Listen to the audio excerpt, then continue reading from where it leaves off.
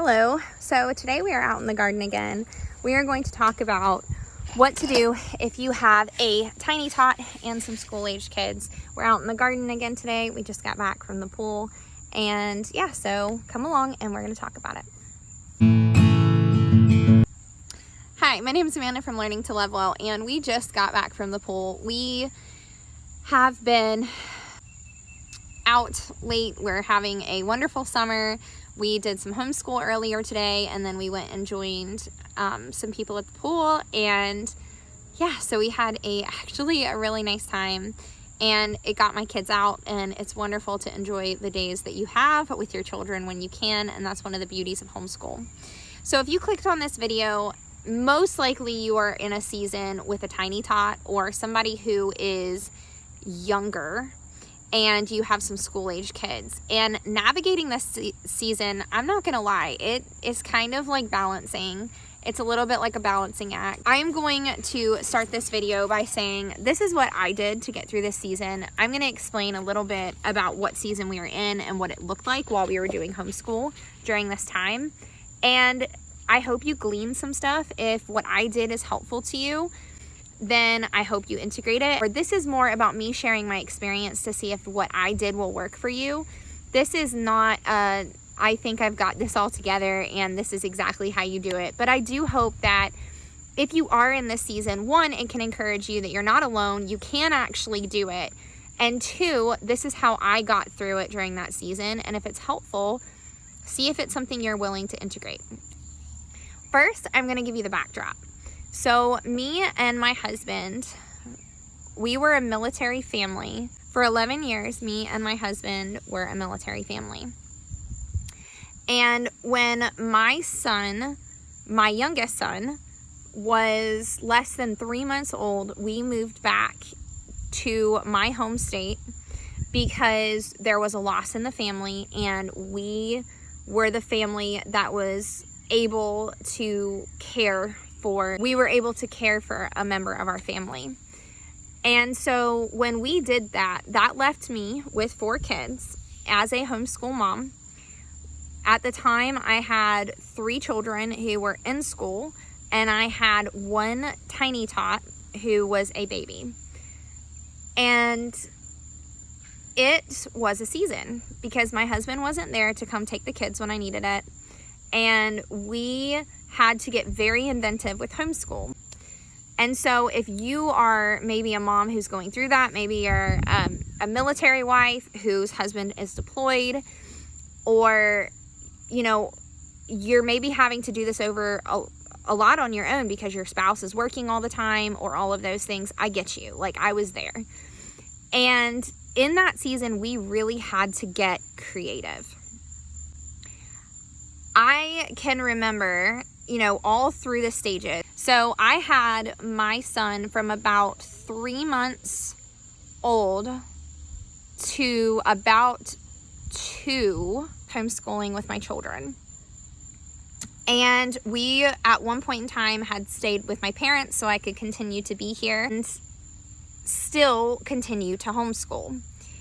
And again, my husband could call, he could talk to the kids. You know, we did kind of the, I guess what you would call a geo-bachelor style thing going on for about 2 years. And during that time, I was homeschooling and the kiddos. And of course, the Lord. I'm not claiming I did this by myself. But yeah, so it was a lot, and God's grace totally got me through that. So that's why a lot of times I will say on this channel, like, pray, talk to the Lord, you know, let the Holy Spirit of God guide you, because honestly, you know, when you're going through seasons where you don't know how to navigate, God has already figured it out. He's not caught off guard by your situation. And so during this time, obviously I went through everything from nursing stage to having a baby on me while I was doing this, to having a tiny tot who wanted to get into everything and anything during homeschool. I say all of that to say, like, we did do that. And the way that I found the easiest was when we were staying with my parents, there was the children's room that they were staying in. And in this room, we had a recliner. And what I would do is I would take the recliner and I would completely block off the entrance to the room. And all of my children would take a station in that room. We would have all the posters up, all the educational posters hanging on the room. And we would do this so that we could continue to use the walls as education. So we had like shapes and like the months of the year, the days of the week, those kinds of things, like geometrical shapes. I think I bought a pack off of like Amazon on Rebate Key, and I think I spent like $1 or something on it. And so yeah, we had put them on the walls with like some command strips and things like that. And then I would completely block off the entrance to the room so that during homeschool, my children would be completely all in the room working at the same time on all of their subjects. And my tiny tot would be confined to the room. This worked particularly well during the stage of the tot wanting to get into everything, because he could get up there in my lap if he needed to. He could come nurse if he needed to. He could play on the ground with toys if he needed to. And it was a smaller area to where I could confine and see exactly what he was doing during the time that we were homeschooling. A lot of times, some people will work around nap times. They'll work around, nursing times and nap times. I am less structured. Just a heads up, I am less structured when I am nursing my baby. I kind of do on-demand nursing. So I never really set up a structure where they had to, I would only allow my child to nurse during certain times. So for me, limiting the space that my toddler could get into gave me the peace of mind to sit there and put another child in the recliner with me and just sit there and go through their homework. This also allowed me to sit in the chair facing all of the children and the toddler to be able to still play in their area, not get into as much thing, and allowed me to do read alouds, read to my child. If the baby got tired or hungry, I could take care of that right there and then. And instead of limiting the times that we homeschool, I wouldn't have to work my homeschool around the baby, but I would nurse and care for the baby and allow the baby to have playtime and toddler time and all of those things during homeschool. But because I would pull each child when they needed me to sit down with me and go through their work, there was an ease of homeschool because it was confined to one area. Now, this might work for some people. Maybe you don't have a room that's easily blocked off other than maybe like putting up baby gate.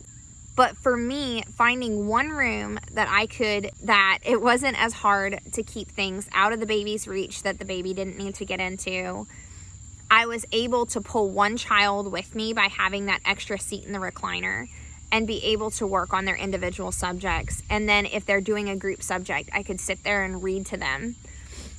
Like, we did a lot of paleontology, zoology books that way. A little later on, when we moved into a bigger space, I pulled them all into my room, and we could shut the door if we needed to and do the same concept.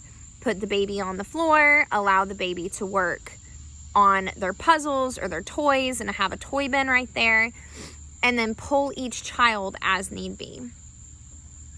If you are one of those people that are like, okay, I can't schedule, the baby doesn't take regular naps, or, maybe we have teething or something going on that interrupts that, I found that limiting the space that we were doing homeschool in made it easier for me to control kind of the uncontrollable, which was, it's okay if the baby needed to feed. That's fine. We can just pull a nursing cover over and feed the baby. It was okay if the baby got tired. I could just rock the baby in the recliner. You know, and if baby wanted to get down and play, that's cool. He's got toys right there. He could go do that. And this eliminated a lot of the fuss from having the baby, but still allowed me to have that individual time, and I wasn't constantly worried about where the baby was going. I wanted to give this option to you because I did find it very helpful, and we did get through homeschool, and we did get through wonderful curriculum this way. It also allowed me to have reading time with my kids that didn't feel so interrupted because of every time the baby needed something. I was able to have everything kind of in one spot, and I was able to take care of all of my kids at one time without feeling so incredibly overwhelmed that I would have a huge mess to clean up because it was all confined to one room. I was able to watch over my children's work and see how they were doing, and I was able to help anyone who needed help because we were all right there. Again, this might not work for everyone, but this is how I made it through. And I can't really share, I don't know how other people have done it. I honestly never researched how other people did it because that method just worked for me. But if you have another way that you got through those years with your children, please drop a comment in below, because if anyone does read or watch this video and maybe they're in that season and it is a little bit more of a stressful season, then maybe they can pull some ideas from your comments as well.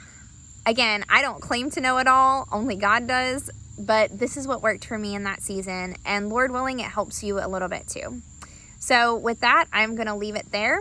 I think I said everything I can possibly say. And yeah, I hope you guys have a wonderful day. Be prayerful, you know, and go and serve the King. All right. I hope to see you guys soon, and bye, and God bless.